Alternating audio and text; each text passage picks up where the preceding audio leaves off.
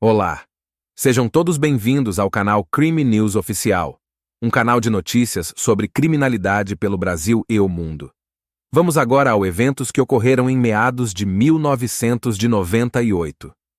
Naquele ano, o traficante Hernaldo Pinto de Medeiros, conhecido como UE, foi sentenciado a 209 anos de prisão por sua participação em 11 homicídios. 7 jurados reuniram provas consideradas sólidas e o culparam da acusação de liderar a quadrilha que, na busca por pontos de venda de drogas no Morro do Alemão, assassinou 11 rival em 13 de junho de 1994. Um dos mortos nessa chacina foi Orlando da Conceição, também conhecido como Orlando Jogador. O julgamento se estendeu por 12 longas horas, durante as quais UE negou veementemente todas as acusações de homicídio. De acordo com as autoridades, ele teria planejado uma emboscada contra Orlando Jogador, com o objetivo de assumir o controle de todos os pontos de tráfico no complexo de favelas do Morro do Alemão.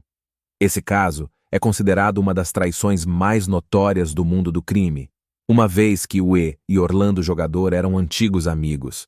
Nascido em 20 de abril de 1968, no Rio de Janeiro, UE se destacou como um dos principais traficantes de drogas do país durante os anos 90. Sua entrada no mundo do crime foi influenciada pelo comportamento criminoso de seu pai, que ocasionalmente guardava armas para outros criminosos. Isso permitiu ao UE conquistar a confiança do submundo do crime. À medida que o tempo passava, ele se envolvia cada vez mais na criminalidade, tornando-se inicialmente um olheiro do tráfico e, mais tarde, abandonando a escola para se dedicar integralmente ao mundo do crime. Quando seu pai faleceu e seu maior aliado foi preso, UE, na época ainda conhecido como Arnaldo, assumiu o controle da facção no morro em que vivia. No entanto, quando o amigo de seu pai foi libertado, UE orquestrou uma festa para comemorar, que na realidade era uma armadilha. Durante a celebração, ele assassinou o aliado de seu pai e todos os seus comparsas, recusando-se a devolver o comando do morro. UE logo passou a liderar o crime em várias regiões do Rio de Janeiro. Vale destacar que ele tinha conexões com Escadinha, também conhecido como José Carlos dos Reis, um dos maiores criminosos do Rio de Janeiro e um dos principais líderes do Comando Vermelho. Orlando Jogador, por outro lado, ganhou notoriedade devido à sua habilidade no futebol, jogando pelo Olaria Atlético Clube por um breve período. No entanto, após sofrer uma lesão, ele abandonou a carreira esportiva e mergulhou no mundo do crime. Apesar de suas origens diferentes, tanto UE quanto Orlando Jogador ganharam fama por serem traidores. UE traiu o aliado de seu pai, enquanto Orlando Jogador tramou uma emboscada para o China, um dos líderes da criminalidade carioca. A motivação do crime ainda é motivo de debate, com teorias que sugerem uma vingança pelo ataque que Orlando teria realizado no passado, deixando o irmão de UE paraplégico. Esses eventos dividiram o Comando Vermelho, resultando na criação do Comando Vermelho Jovem, liderado por Marcinho VPP.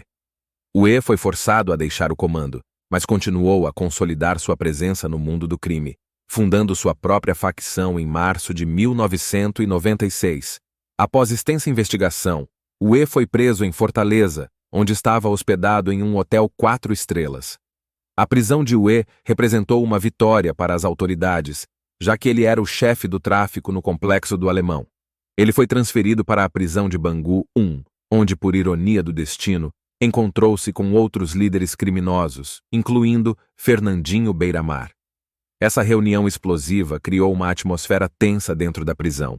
Em 11 de setembro de 2002, ocorreu uma rebelião em Bangu 1, desencadeada pelo plano de UE de assassinar Beiramar. No meio da revolta, Beiramar e seus seguidores tomaram o controle da prisão, resultando na morte de 5 rivais, incluindo UE, cujo corpo foi encontrado carbonizado em sua cela. Beiramar foi condenado a 120 anos de prisão pelos assassinatos ocorridos durante a rebelião. Apesar de sua prisão, UE ainda movimentava cerca de 20 milhões de reais por ano.